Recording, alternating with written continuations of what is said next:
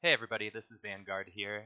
Welcome. We're going to be checking out the Amalric deck that right now I think is sitting on the very top of the ladder for a whole bunch of folks. Yeah, there's Speaks, number one at over 1800 ELO with this, sitting in third, a little over 1700. We're playing slightly different versions of this list, but wanted to share it with you all. I think this is a very strong ladder deck. I would probably not run this in Conquest. Not playing Masters this time around. Had to work a full day on Friday and didn't have a chance to qualify in time. Also, my anniversary this coming weekend, so it's probably best that I take the time off. But did want to show this to you all. So this is a list that I put together coming out of the expansion that came out, which has been really fun last week. I want to give credit to a few other folks for this because it was not substantially my idea. I think I first saw Crystal Slime playing this on the ladder, and then Speaks gave me some ideas for it. Drygord and some other members of the Shrining team have helped play around with this. I'm not convinced that this is the absolute best version, but I did go something like 30 and 5 with it in ranked yesterday. I think Speaks said in the forums that he went 38 and 4 with something very similar. And so I wanted to share it with y'all. This is a this is a really oppressive deck to deal with. It has good winning chances against pretty much anything out there in the meta right now. It's one of those that I bring into a match and I feel like I should win basically every matchup. And it relies pretty heavily on a lot of the cards from the expansion, which means that if you bought the expansion, you should be able to put this list together, maybe with the exception of one card that might be more difficult for some players to get. But if you've got the expansion, I think you can run this. So here, let me take you through the cards and what we're playing and what the strategy is. So 2 drops. We're starting with this Steel Nor Innkeeper. I love this guy. I don't think that I at first fully understood how good this card was going to be when the lists came out of the expansion. And I didn't have a chance to play with it much at all before the ladder closed on Friday. But the Steel Nor Innkeeper is probably my new favorite 2-drop in the game. There are a couple things that are just great about him. Like, you've got a standard 2/2 body for 2 mana. But this Stupefy ability is just out of control. It has the ability, when you pay 1 mana, to essentially remove the card text from any other card in the game. This negates Antriel, it negates Seluxio, it negates weird random things that you might run into. um, it can negate Bezerok's reanimate ability if they're playing it on Bezerok's death. Steel Nor Innkeeper is just a quick counter to all sorts of things that you might not expect, you might not be able to tech against. This card is basically techs against everything. You put it in your deck. I'm only running 2 of them here. I think there's a strong argument to be made for running 4. And then the second ability, shuffle 5-yard cards from the graveyard into that hero's deck. You can use this for a couple things. You can use this to mana flood your opponent. You can use this to guard against mill. And although we're not running in Still Life in this deck, you can use this as a really strong value engine within Still Life in certain lists. Overall, Steel Nor Innkeeper, probably my new favorite 2-drop in the game. And I am just loving playing with this guy. Only 2 in this list because there's some other really strong 2-drops, but I think you could make a case for 4, and I don't think this is perfected. Okay, second thing we're running is Holy Radiance. This is mainly a mid-range deck, and Holy Radiance is really, really strong for getting you tempo on the board. It has 2 abilities. Y'all have seen this talked about in the forums probably. The first, dealing 1 damage to each enemy creature. This can be useful for clearing a whole bunch of aggro stuff, like if you're going against Rage Rush or Fairies. It's also really strong for just removing Might Emblems. If your opponent is running the Triangelica Sentinel, then this guy can basically clear a whole bunch of Might Emblems. Or, of course, you can play it as a Blessing. And the Blessing can be very, very strong, essentially oppressive if you already have board control. If you're able to take advantage on board and then you drop a Holy Radiance and your opponent going into their turn, let's say they have no creatures or they just have a couple and they don't have a way to deal with what you've got on the board, then you've essentially won the game. This is a very strong card. It works against aggro, but it also works to maintain your board advantage when you're up on board. So we're running 4 of those. We are also running 4 guards. I'll give props to Crystal Slime for convincing me that this is the right play. Guards was not initially what I thought we should be running in this list, but with the new hero, with Amalric and his new ability, which we'll talk about in a moment, Guards is a very strong 2-drop to play on your opponent's turn. So say you go on your second turn, go up to 2 mana, you don't play anything. If until your opponent goes. If your opponent is playing a rush deck, you may play guards to defend.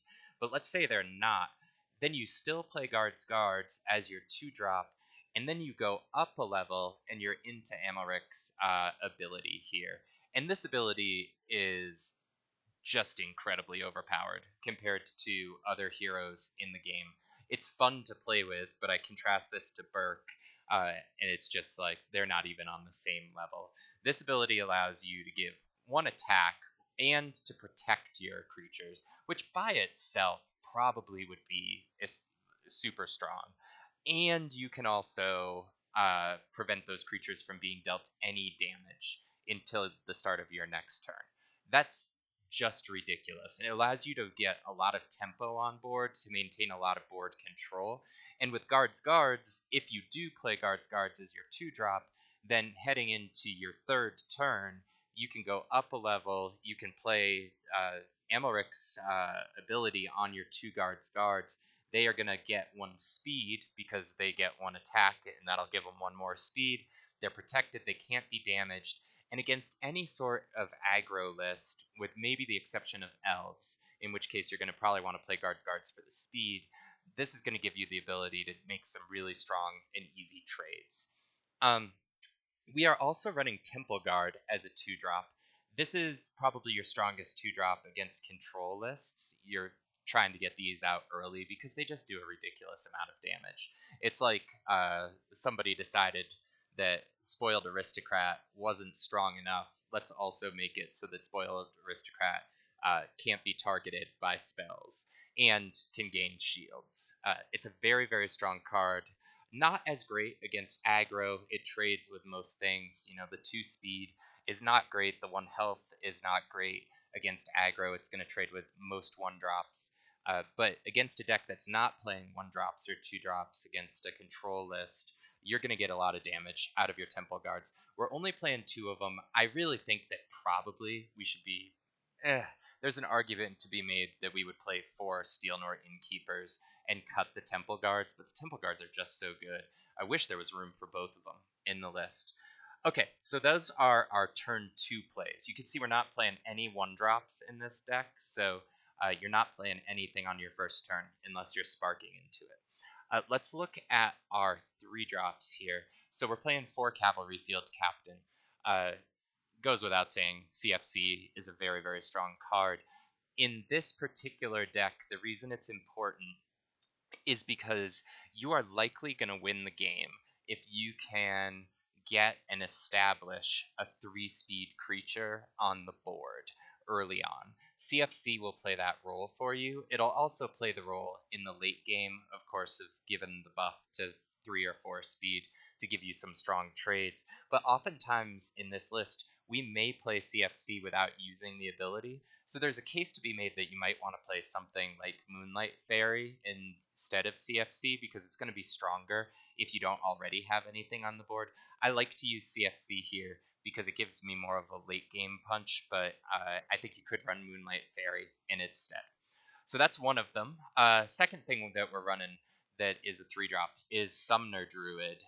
We're going to just have a lot of cards. This deck has really good card draw, and we're going to want to get creatures on the board. Summoner Druid is going to help us do that. It is a little bit harder to play now with the 2 levels, but since we're going to start in order, that's not a big deal for us in this list.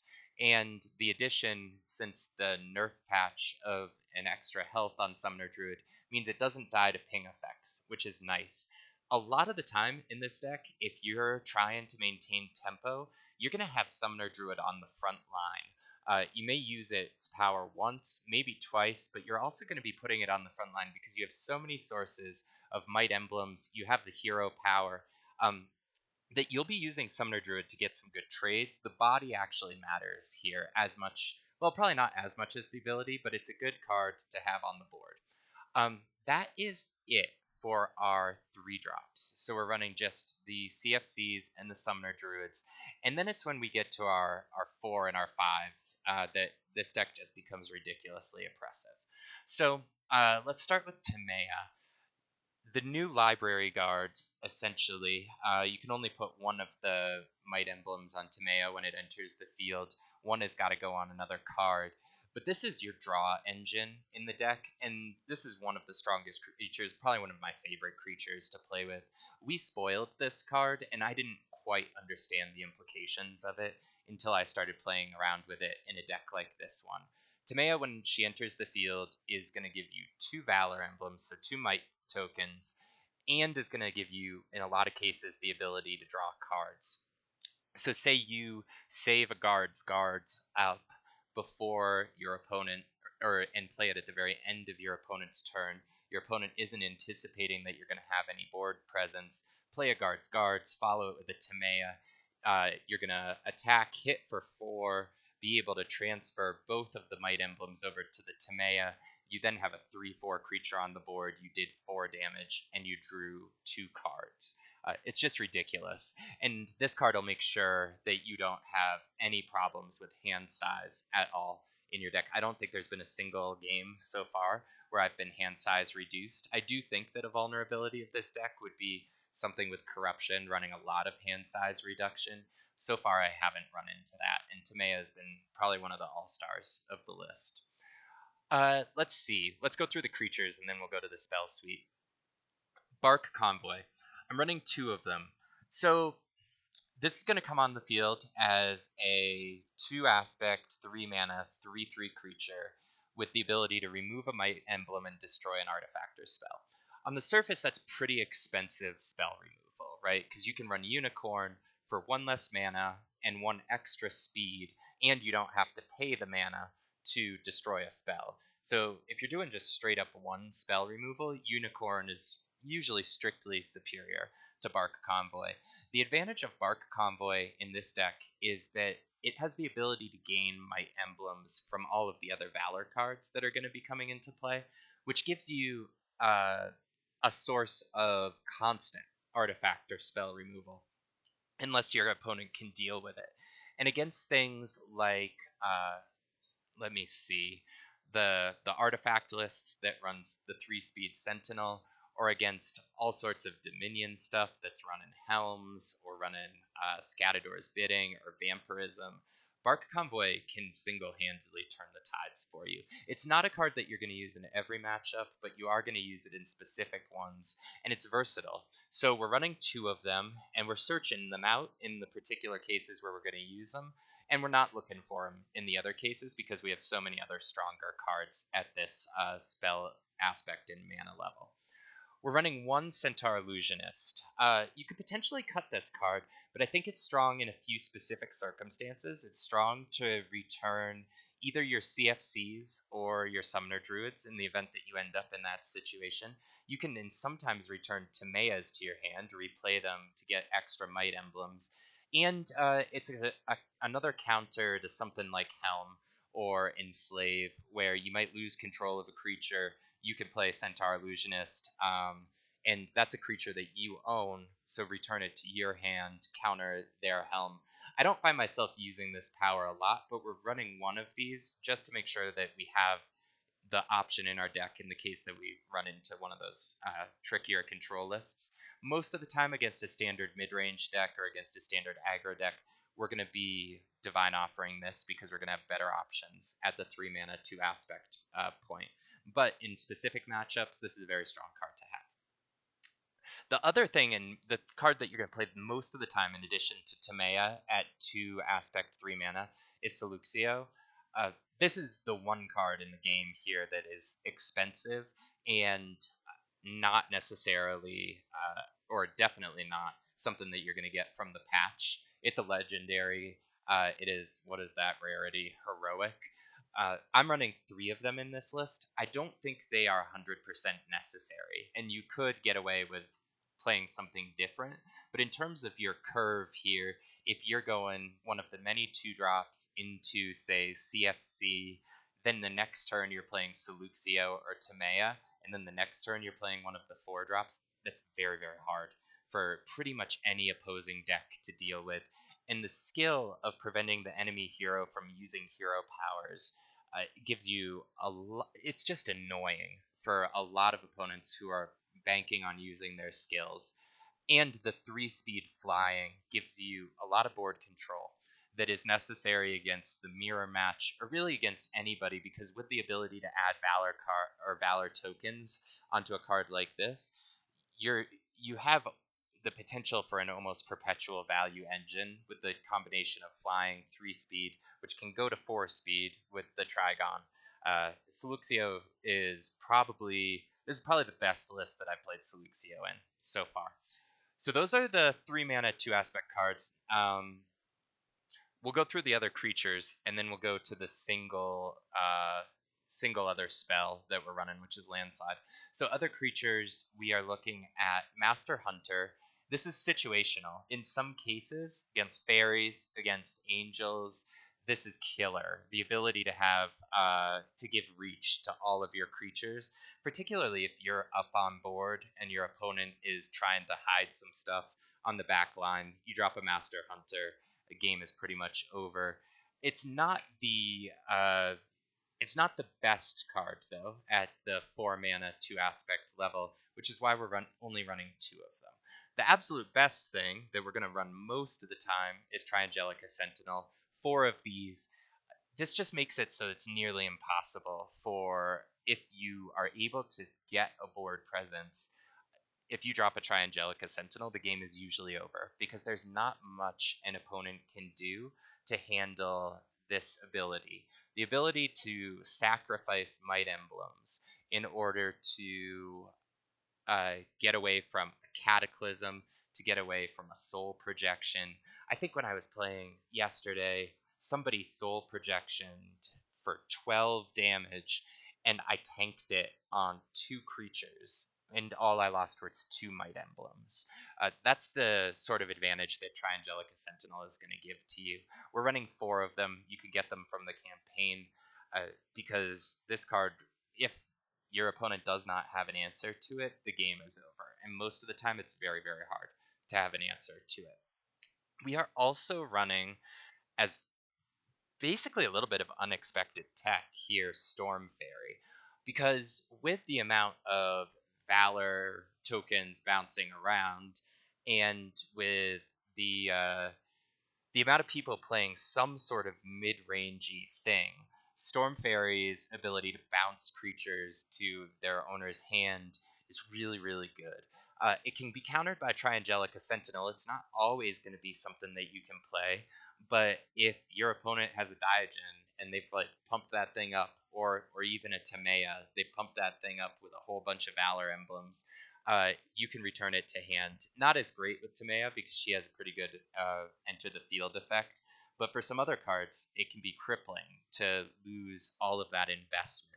Yesterday, I was playing against somebody who I think pretty smartly was trying to tech against the Holy Radiance by playing that vampire that can get bigger with Might Emblems over time. I forget the name of that guy. But anyway, sacrificed his whole board to create a 5/5 Lifebound Vampire. You just play 1 Storm Fairy, that thing goes back to hand, and it gives you great card advantage. The other case in which Storm Fairy is useful is a similar one. If you're trying to deal with Helm, if you're trying to deal with Enslave, if you're trying to deal with a Printha that's underneath one of your creatures, Storm Fairy can bounce your own stuff and take care of that for you. So we're running 3 of them here. I find myself playing them in most matchups. So that's it for the creature suite. And then the last card here is Landslide, which I think is strong in the current metagame. It went away for a little while, but mainly because of the returning cards with mana cost 2 or less onto the top of owners' decks. But now there are so many more cards with cost of mana 2 or less that folks are playing pretty consistently. Um, Diogen is one of them. A lot of people are playing or looking at Bears decks or Valor decks around him. And then the Holy Radiance Blessing card. Landslide can return it to the top of your opponent's deck, which is just a really huge tempo swing if your opponent is counting on their Holy Radiance to clear your board, and instead you landslide and put it on the top of their deck and maintain your board. I'm running 3 landslides here. Would love to find a way to get a 4th in there. I think it's just that good. And then the shrines, which are actually probably worth talking about here. So Trigon of the Pact is the most important one. Usually the game plan here is going to be to go order for your first shrine. You search for Trigon to be your second level. So you're usually going 2 mana, 1 aspect. So usually you're going up to 2 mana, 1 order. And then you're going Trigon into Nature Wisdom for your second aspect, and that's going to be your only aspect. You're only running 2 aspects in this list. But then you do want to continue to Divine Offer to find more Trigons, because the ability to go 1 hit point or 1 attack and 1 speed is really strong. It gives you, I think in most cases, creature combat right now is coming down to who has tempo, so who's attacking versus who's defending, because in Spellweaver, the defender not having the ability to choose blockers, giving the attacker the ability to choose blockers, is a huge deal that really advantages the attacking player and really privileges higher speed. The the ability to go +1 speed here is huge. This means that you can have on turn 4, a 4 speed 3/4 in Timea that has also helped you draw 2 cards and probably done some extra damage. It means that you can have a not a 3/4, that would be a 4/5. It means you can have a 4 speed 4/4 Seluxio who's flying on the back line and is just like 4/4s or 3/4s are much harder to deal with. 4 health is much better than 3 health because of um, all of the removal that does not work for 4 health, that does work for 3. And 4 speed is much superior to 3 speed. So you're going to be playing Trigon of the Pact a lot of time as a spell, and it's a very, very strong spell. I would run this as a spell in this deck, even if it didn't also double as a shrine. The fact that it doubles as a shrine and as a spell makes it very versatile, and it's just an all-star in this list. And then there's a question of how many other shrines do you run? So let me see what I've got going on here. I am running 16 normal shrines.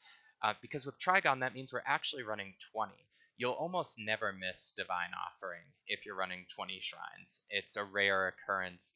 And I've found, if anything, 16 shrines plus the 4 Trigons might be a little bit too many. We're running 8 order, because usually we're starting order. Just a few wisdom in nature you need them for the unlikely circumstance where you're not able to find a Trigon by your 3rd turn to use for your level, or in worst case scenario, your 4th turn. There have been a couple times when I've needed to do that, but not super, super often. And in general, you might even be able to cut this by 1. I would not go lower than 15 shrines, but right now we're at 16, and I find it working pretty well. So yeah, that is the deck. I think that it could use still probably some tweaking and some editing, and I know that some other folks are running slightly different versions of this list that have been helpful for them. Some of them run Diogen, some of them run Shooting Sprout, some of them are running more 1-drops than I am here. I have found the most success with this version, but I'm not convinced that it's the absolute number 1 version. I know it's not the exact same as what Sphex is playing up at number 1 there. So yeah, let's see if we can get a game here and hopefully acquit ourselves well and not completely lose. While we're waiting for a ranked game, let's talk a little bit about some of the other things you could run in a list like this. So, you could run more order one drops, particularly the new guy, the 1/2 that drops Valor. I forget his name. I played around with him a little bit. In general, I have not found myself struggling in the early game, and so I haven't run those order one drops, but you could. You could also run some of the nature one drops. So as I said, Shooting Sprout has the potential to grow to be huge in this deck. I think that uh, somebody was telling me that they traded a Shooting Sprout into a Magi expedition the other day, and the Shooting Sprout lived. And I know for sure that in a free roll before the patch hit, I think maybe it was Wisp, somebody was playing a Shooting Sprout deck that caught me totally off guard, and because I didn't kill it, I had a 4 speed, like I think it was like an 8/9 Shooting Sprout that killed me to end the game just because I didn't anticipate it. It grows really fast, has great synergy with Valor. I haven't found it necessary in the version that I'm playing right here. I think if you do play Shooting Sprout, you're going to want to play Diogen or Diagon. I forget. I don't know how we're pronouncing that guy's name. Because of the ability to then have your Shooting Sprouts provide might emblems for themselves, and the ability to bring your Shooting Sprouts back into your hand. That's really strong. I'm not doing that, as you can see. I've made some other decisions just based on my playstyle and what I like to do about how to structure this, but you could set it up that way. Other cards that you could consider. You saw that we're running a lot of 2 drops, and oftentimes we're going to leave our mana until the opponent's turn on the 2-drop side. So you could consider running Pacify, even just 1 or 2. Like, you hit an early Pacify in a game, you could also run 4, but Pacify is one of those cards that once your opponent knows you have it, they are going to constantly play around it for the rest of the game, and oftentimes be a little bit too cautious and assume a little bit too much that you still have it in your hand, because in general you're going to have a lot of cards, and a lot of the time you will not have Pacify in your hand, but having at least 1, 2, or even up to 4 pacifies can really just screw with your opponent a little bit and create another situation that they've got to play around. Same situation with either Tornado Outbreak or Ambush Strike. I love having those combat tricks in the deck as well as Touch of Light. They create a lot of situations that your opponents have to think about. I just didn't have space to run them right now. So those are things you could consider. Trying to think what else I've played around with here. I have not yet tried going to 3 aspects, which might be interesting. Like if you went to 3 aspects, I guess you could get Gomer in. I'm trying to think, what else could we run at 3 aspects? I suppose you could run, well, we could run some board control with that blue sentinel that shocks everybody, the Dust Titan. That might be interesting. In general, though, I'm not totally sure what you would gain by going to 3 aspects. I don't think it's necessary. Trying to think what else. It might be interesting to try to look at a version of this list with Kayanu instead of Amalric. The Almaric hero power is really good. It helps you maintain tempo on the board very frequently. However, Kayanu's ability to add might emblems might be just as good with this list. So that's something to consider as well. Since this is taking a while, I guess I'll share one last set of thoughts, which is, I said at the beginning, this is a ranked list. And I think it's important for folks to know, because Masters will run this weekend. We'll get deck lists. You'll be able to stream it and see it. It'll be a lot of fun. I'm really looking forward to seeing who takes home the championship this time around. That there's a big difference between conquest decks and ladder decks. So in a ladder deck like this one that you would play in ranked, like I'm trying to here, if we can ever find a game for ourselves, a ladder deck, at least when I play a ladder deck, I'm looking for something that has consistently good matchups is going to give me an ability to win against pretty much anything out there. I'm not concerned about stacking a lot of great cards into one list. I often want to win a little bit more quickly because if I'm trying to rank up, I don't want to be playing games that take like 40 minutes, although some people do. And just in general, ladder, you're looking for a generalist deck, something that's going to help you and have answers to pretty much everything out there. That's not the same as in Conquest. In Conquest, you don't even necessarily need to be running the best decks. Uh, I think I won the last Masters. Well, first of all, to win Masters, you just have to get lucky. Like, skill can get you into Masters, skill can get you a couple wins in Masters.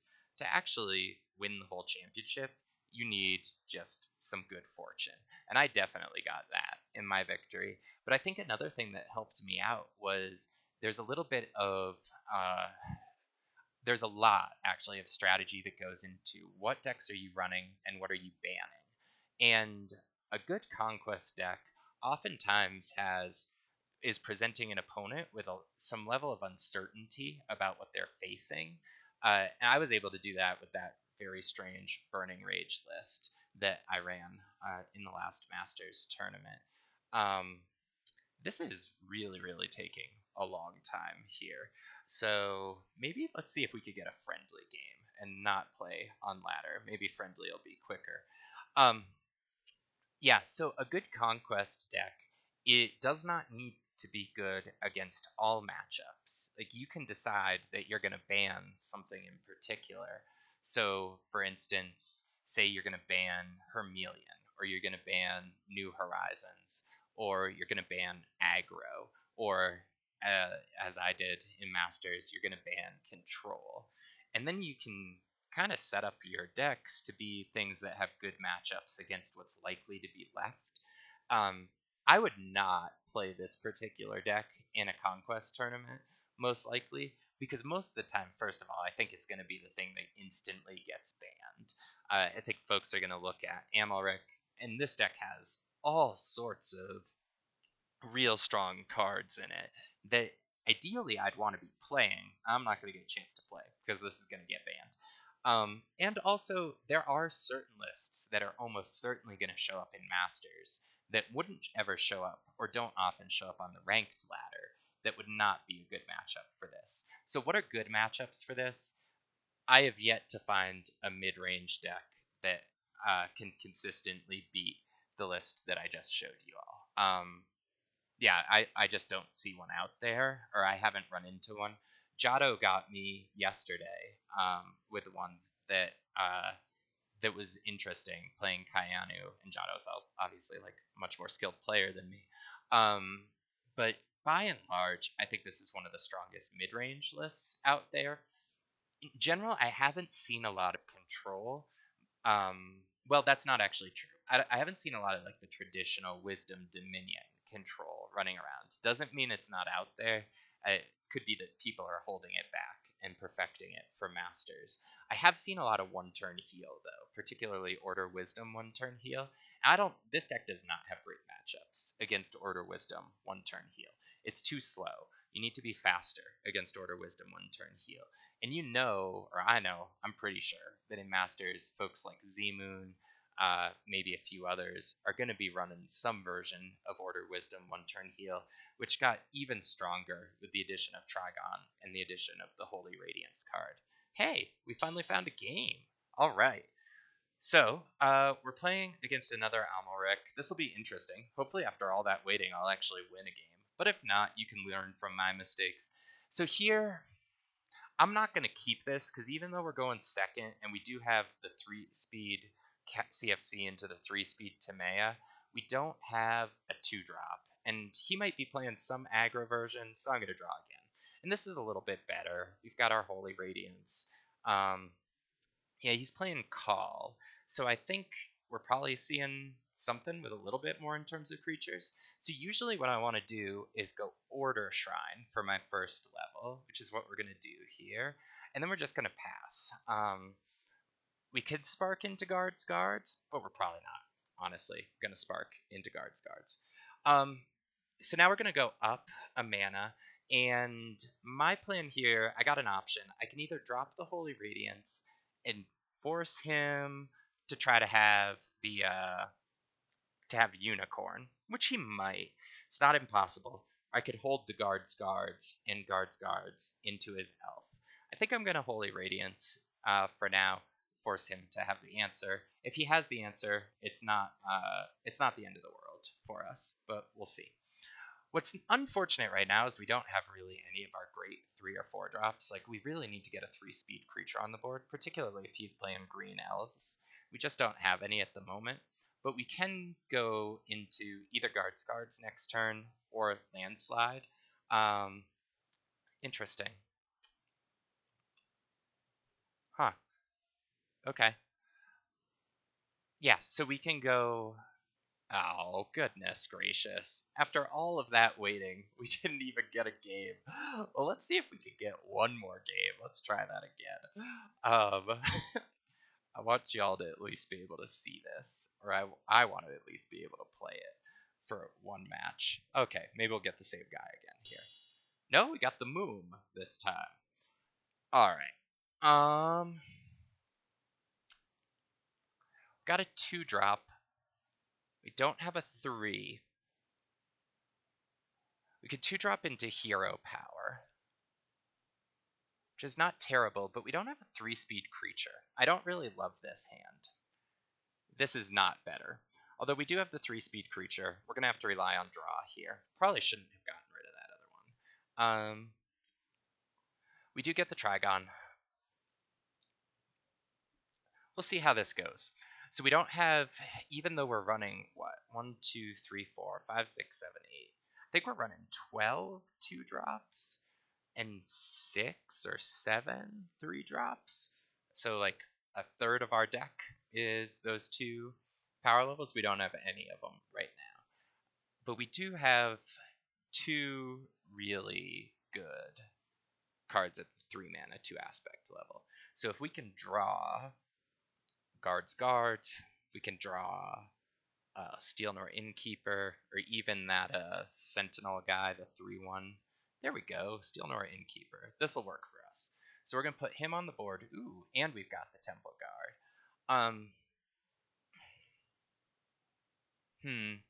Do I want to go the Innkeeper or the Temple Guard? Innkeeper or Temple Guard? I think we're going to go Innkeeper. Gives us more versatility for the next turn. Not going to use the ability right now because none of us have really played anything that I want to put back in our decks yet. So options for next turn, we're going to use the Trigon to go up a level. Oops, got to click enter. We're almost certainly going to use the Trigon to go up a level. And then we have the option to Hero Power to protect our Innkeeper, or we can we could play the Temple Guard. This looks like, looking at 3-speed creatures, in general, so I'm not actually going to go up a level here because I don't need to yet. I can draw and see what happens. I'm going to try to invite him to trade here. He doesn't want to, which is the right move.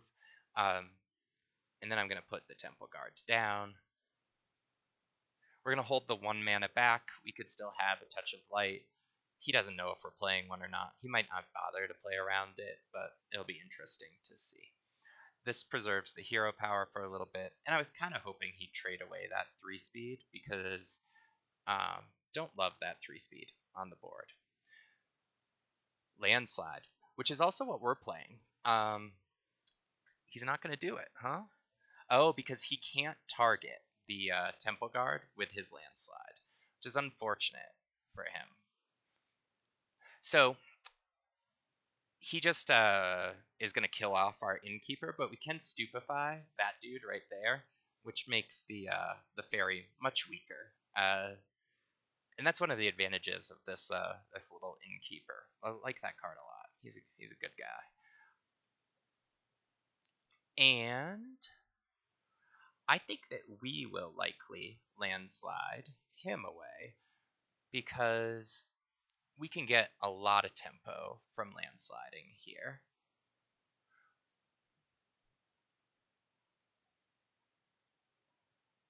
Yeah, I think I'm gonna landslide away the Elf Warrior.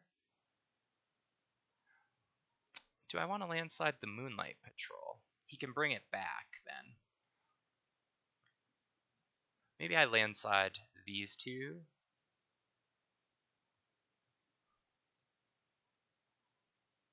I don't know if that was the right play or not.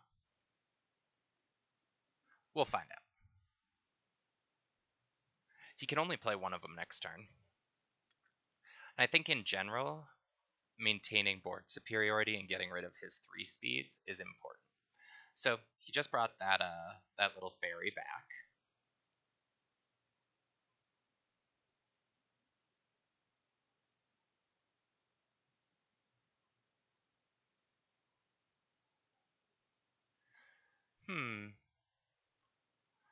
So from here on out, we are playing levels, and now we got to decide, do I put Trigon on the board, or do I put Seluxio on the board?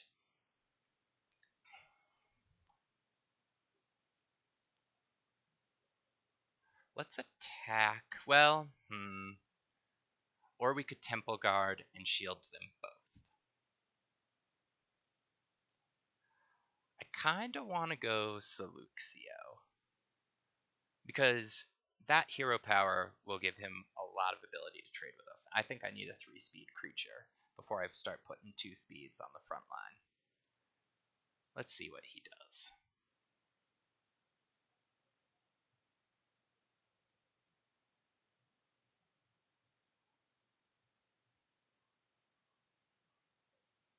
Yep, doesn't trade.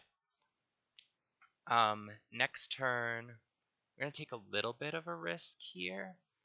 Do I want to do that? Could he have something that would kill Seluxio? Arrow Barrage would kill Seluxio. We're going to do the Temple Guard.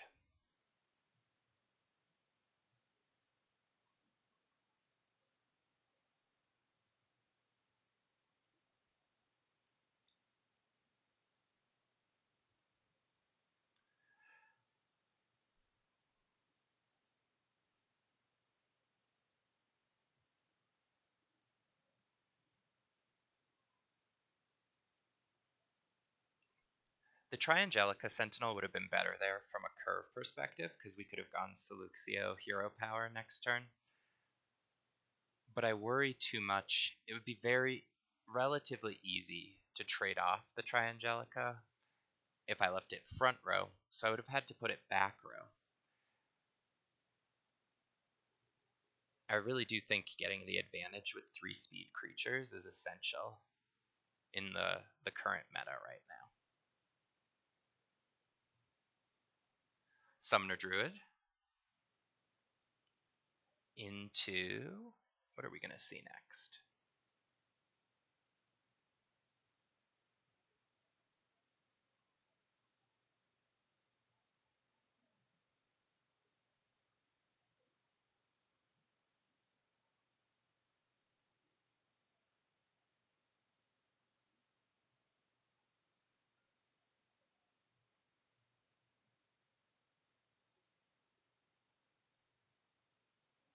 Seems like he is thinking here.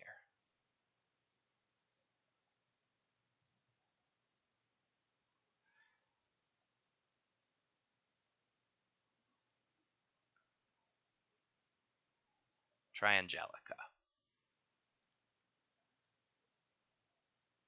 So,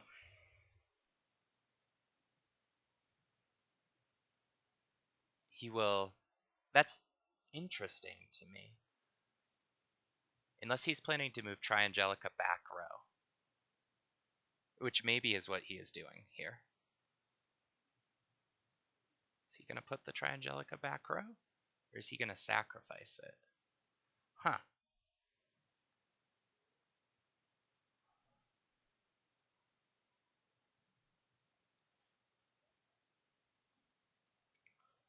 So we don't have the ideal curve right now, but I want to kill that Triangelica. So I'm going to kill that Triangelica. And the way that we can do that is, and I want to do it without losing my Seluxio, best case scenario. So I'm not going to put my own Triangelica on the field. I'm going to use the hero power with Centaur. I don't have to return a creature to hand. This is a place where there are so many better 3-mana 2-aspect cards in our deck, and unfortunately we haven't drawn any of them.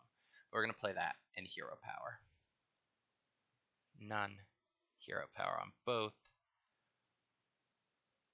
And we're going to kill that Triangelica Sentinel.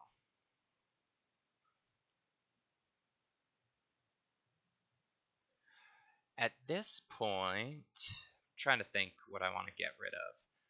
Probably I can Divine Offer away my Seleuccio, because I'm probably not going to lose this one that's on the field. At least not soon.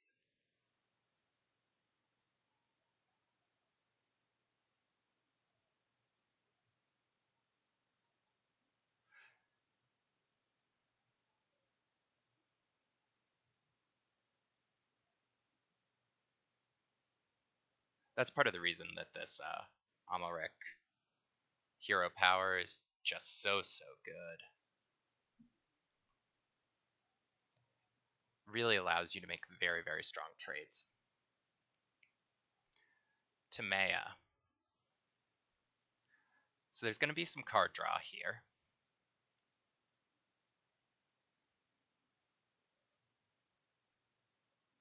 Because we can't block. But I'm going to be able to go reach next turn. I think maybe that's what we're going to do. Haven't decided yet. I think we're probably going to go reach. Do I even need to? So we're definitely going to play our Triangelica, I think. Well, so we got to choose Triangelica or Master Hunter. Triangelica lets us get reach.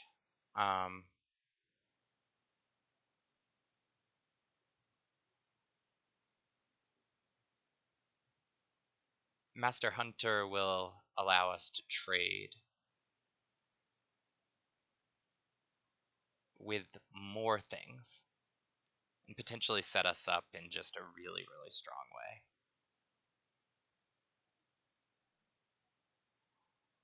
Ironic, I actually think that the Master Hunter is better with the number of Moonlight Patrols running around here. I think I need more 3-speed stuff. So, here's how we're going to do this. Master Hunter, mana, or might. We're going to go speed there to get everything up to 4 speed. And now we have reach. Does he not have reach? Oh, because he doesn't have a might emblem. That's okay. We'll do it this way. Sorry about that. Totally forgot. This will still be difficult to deal with.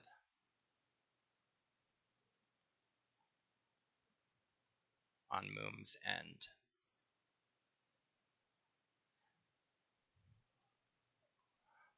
So, we just have a lot of threats on the board. There's the only thing he can landslide is our spell, which he can do if he wants to landslide it. We'll draw it next turn.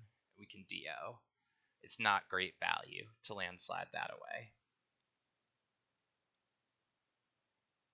We're not playing a lot of 2-mana creatures, so we're not very susceptible to landslide. His deck is very susceptible to landslide right now. And then next turn, Triangelica comes on the field, and we're in pretty good shape.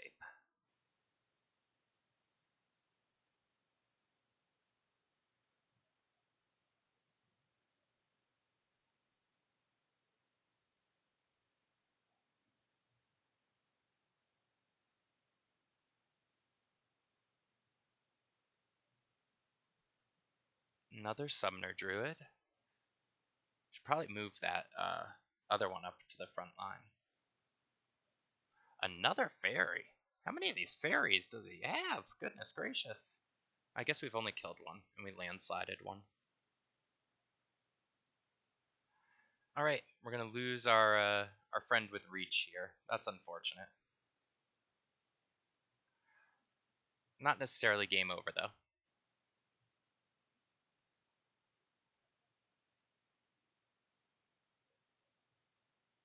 Okay, Triangelica to the back line. I think that's the right play on his part. So we drew a Holy Radiance and a whole bunch of Triangelica Sentinels. I think we are going to ping the Holy Radiance. It'll take care of two Might Emblems, the one off the Triangelica, the one off the Fairy, and it'll kill the shield on the Sentinel. And then we can play our own Sentinel.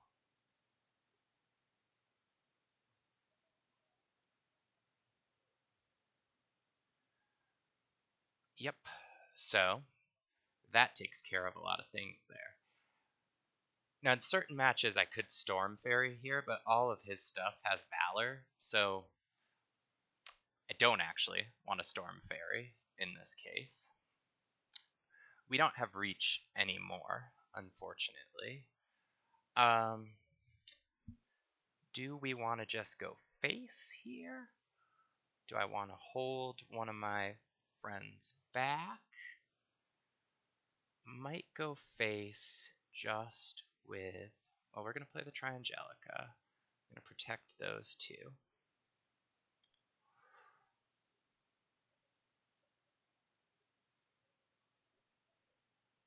Next turn he's going to have 1, 2, 3, 4, 5, 6 damage that he can do.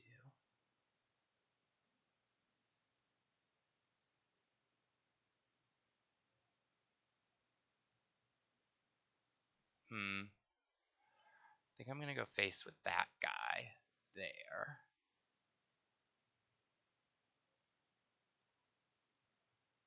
We'll force a block decision here. Take the 5.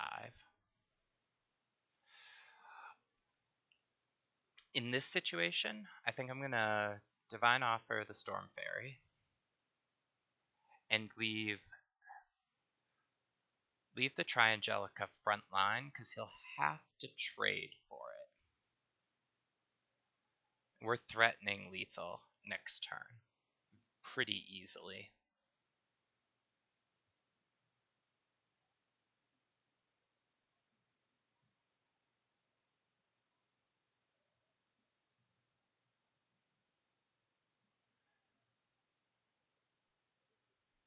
More of those fairies. Goodness gracious. Got a lot of fairies here.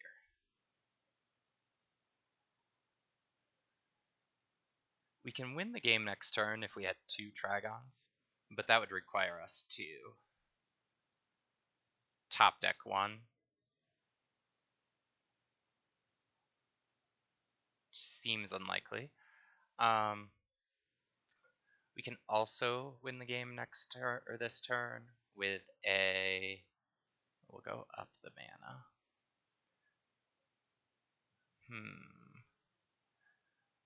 That Summoner Druid can be useful. Yeah, we did not get a Trigon. Okay, so we can Summoner Druid into Triangelica.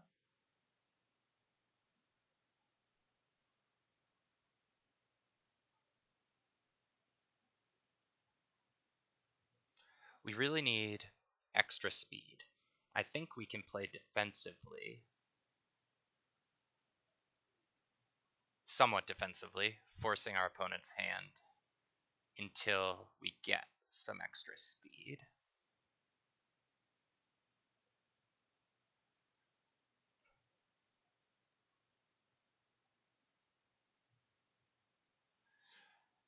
We're going to put one there. We are going to put one here.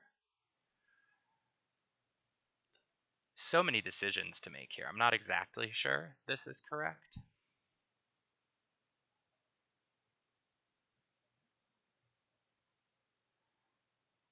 And I think I will protect this and this. And we're going to go face with that. Can he win? 1, 2, 3, 4, 5, 6, 7, 8, 9. He would need to add 4 damage. If I attack with both, He has to block with both. I made the wrong decision on the blocks there. Or I should have made this one. I think we have to attack with our 3 speeds and force the trades. We'll just attack with that one. Sorry, I should have protected the Seluxio. That was a mistake. If I had protected the Seluxio, I could have attacked with both and forced him to trade off some of those 3 speeds. He might win here.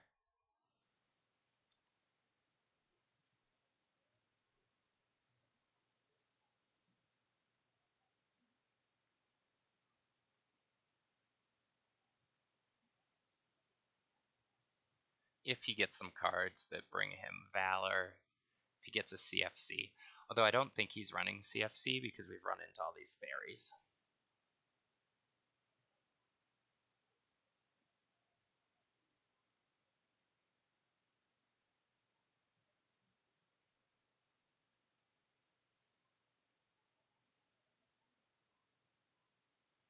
And we're holding 2 mana. Does he know we're playing 2 mana tricks like guards? No. Although he can assume.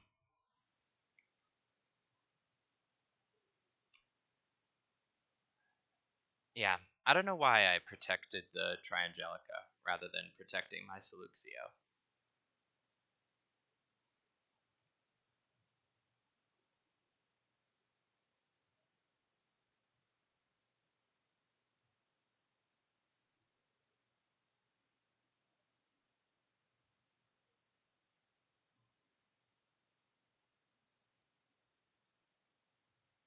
Ooh, he's gonna get reach here. Okay.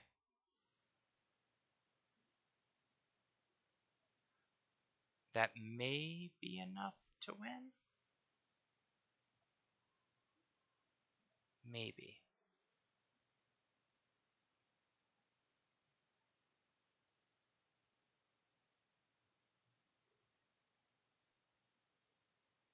Ooh, and Timea.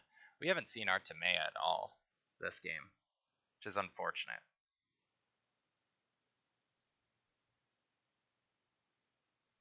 How many of our Trigons have we played? Just one.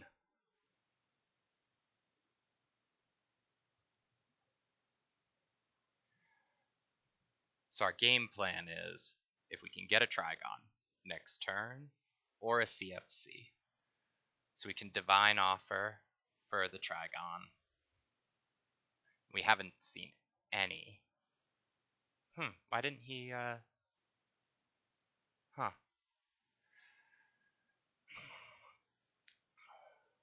I'm gonna get rid of the... Do I want to get rid of the Wisdom Shrine? Well, let's use it first. And we'll get rid of that. Oh my gosh, we can't get it. We can't get the card we need. I think we've potentially lost here. We really would have won the game with a Trigon or a CFC. And haven't seen one of the CFCs yet. So you're going to play the Triangelica Sentinel. Keep it front row, obviously. And he has reach right now, right? Which doesn't mean a ton other than... Well, that doesn't have... Only things with Might Emblems have reach at the moment. Which means I don't know if they can be targeted by their skill. That's a good question.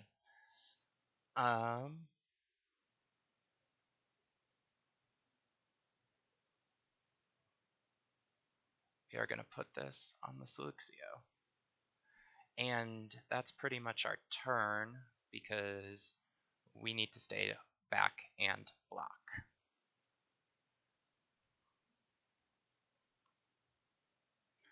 Really, at some point. I don't know if he quite has lethal here. He's got 8 versus our 5, but we're holding a guards. So in theory, only one of his attacks should get through, so we shouldn't be able to die here. He probably can clear a lot of our board. There's the 5 speed, which is what we needed.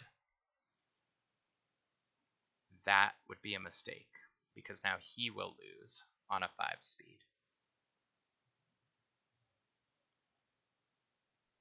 Unless he thinks he can lethal here. Okay. I'm going to hold the guards because we're going to need it at some point to take care of an attack coming from him. Double guards. So we'll go up the Order Shrine again. We don't need that Summoner Druid. Come on, give me a Trigon. There we go. Alright, that's going to be the game. Because we can now go face. Alright, well that took longer than it should have. But that is the list. And we got punished for slow play. So yeah, that is Amalric Midrange, and that is a really long deck tech. So thanks for sticking with it. Talk to y'all later. Bye.